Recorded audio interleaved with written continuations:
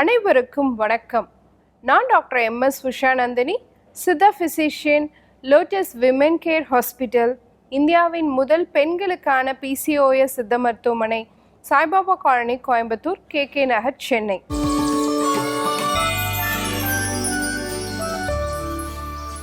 இனியவை இன்று நிகழ்ச்சியில் தொடர்ந்து நம்ம பெண்கள் சார்ந்த பல ஆரோக்கிய குறிப்புகளை பார்த்துட்டு வரங்க.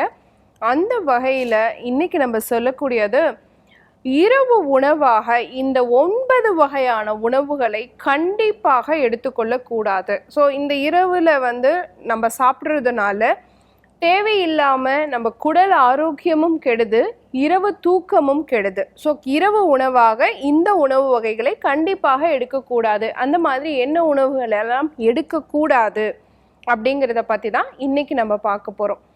நிறைய பேர் பார்த்தீங்க அப்படின்னு சொன்னால் நைட் டின்னர் அதிகமான கொழுப்பு சத்துள்ள எண்ணெய் நல்லா பொரித்த வறுத்த உணவுகளை எடுக்கிறோம் இல்லைங்களா?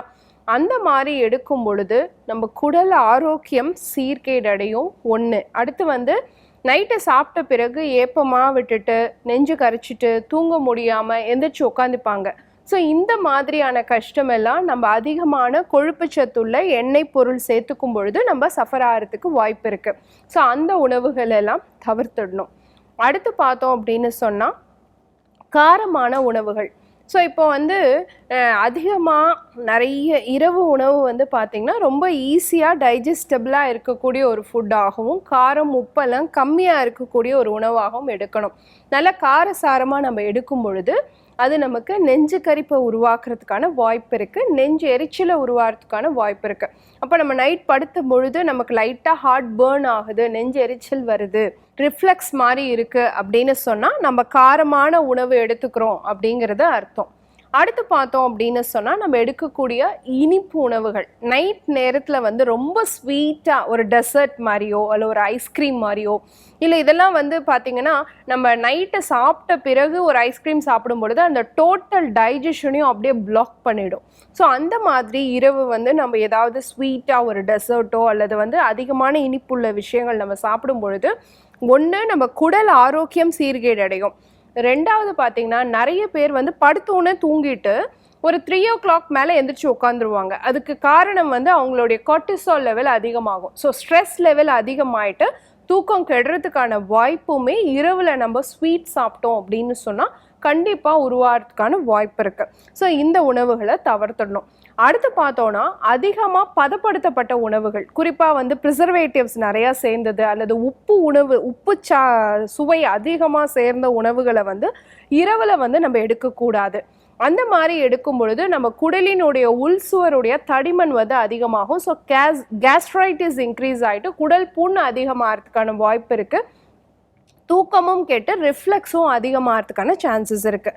ஸோ இரவில் அதிகமான உப்புச்சுவை இருக்கக்கூடிய உணவுகளோ அல்லது பதப்படுத்தப்பட்ட உணவுகளையோ அல்லது டின்ட் ஐட்டம்ஸ், பேக்டு ஐட்டம்ஸ் இந்த மாதிரியான விஷயங்களெல்லாம் இரவில் நம்ம சாப்பிட்றத கண்டிப்பாக தவிர்த்துடணும். அதே மாதிரி மது வகைகள், புகைப்பழக்கம் இதெல்லாம் கண்டிப்பாக பகல்லையே தவறு தான். ஆனால் இரவில் அதை நம்ம நிறைய யூஸ் பண்ணும் பொழுதுமே பார்த்திங்கன்னா கண்டிப்பாக நிறைய இரவில் இரத்த குழாய்கள்லாம் அடைப்பு உருவாகிறதுக்கான வாய்ப்பு அதிகம். அப்படிங்கிறதுனால இரவு நேரம் இந்த மாதிரியான பழக்கங்களை நம்ம கண்டிப்பாக தவிர்க்கணும் அப்படிங்கிறதும் ஒரு முக்கியமான ஒரு விஷயம். அடுத்து நிறைய பேர் பார்த்தோன்னா காலையில் மத்தியானம் எல்லாம் நான் வேலைக்கு போகிறதுனால என்னால் நல்லா சாப்பிட முடியாது, அதனால் இரவு உணவை நான் நல்லா சாப்பிட்ணும் அப்படின்னு சொல்லிட்டு வயிறு நிறைய சாப்பிடுவாங்க. ஸோ இரவில் கண்டிப்பாக நம்ம காலை ஒரு பங்கு சாப்பிட்றோம் அப்படின்னா மத்தியானம் அரை பங்காகவும் இரவு அது 1/4 பங்காகவும் மாறணும்.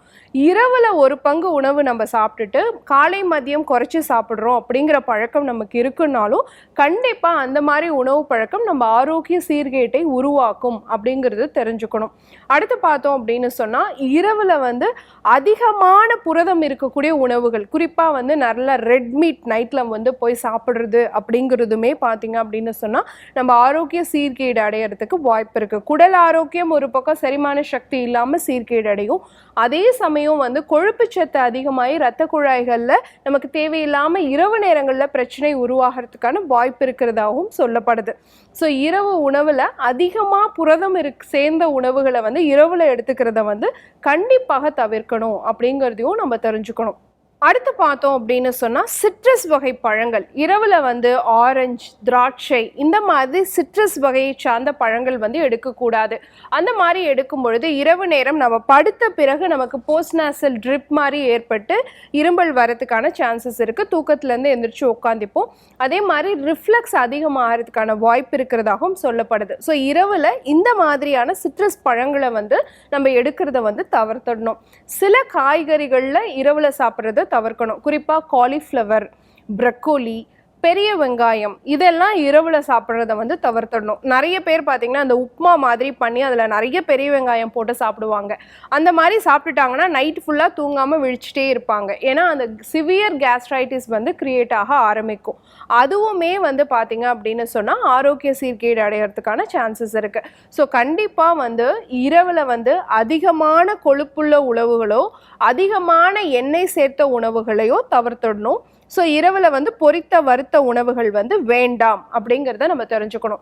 அதே மாதிரி நிறைய இனிப்புள்ள உணவுகளை எடுக்கக்கூடாது. ஏன்னா கார்டிசால் ஹார்மோன் அதிகமாகி தூக்கத்தை கெடுக்கிறதுக்கு வாய்ப்பு இருக்குது. அதே மாதிரி அதிகமான காரம் இருக்கக்கூடிய உணவுகளை எடுக்கக்கூடாது. நெஞ்சு எரிச்சல் வரதுக்கான வாய்ப்பு இருக்குது. உப்பு நிறைய போட்டோ அல்லது ப்ரிசர்வ்டு ஃபுட்டு நிறைய வந்து பதப்படுத்தப்பட்ட உணவுகளை இரவில் எடுக்கக்கூடாது. கேஸ்ட்ரைட்டிஸ் இன்க்ரீஸ் ஆகிறதுக்கான வாய்ப்பு இருக்குது. சிட்ரஸ் வகையை சார்ந்த பழங்கள் இரவில் எடுத்துக்கிட்டோம் அப்படின்னு சொன்னாலும் நமக்கு சளி ஒரு பக்கம் அப்படின்னு சொன்னாலும் இன்னொரு பக்கம் வந்து ரிஃப்ளெக்ஸ் சாப்பிட்ட உணவு எது கழிக்கிறதுக்கான சான்சஸ் அதிகமாக இருக்குது.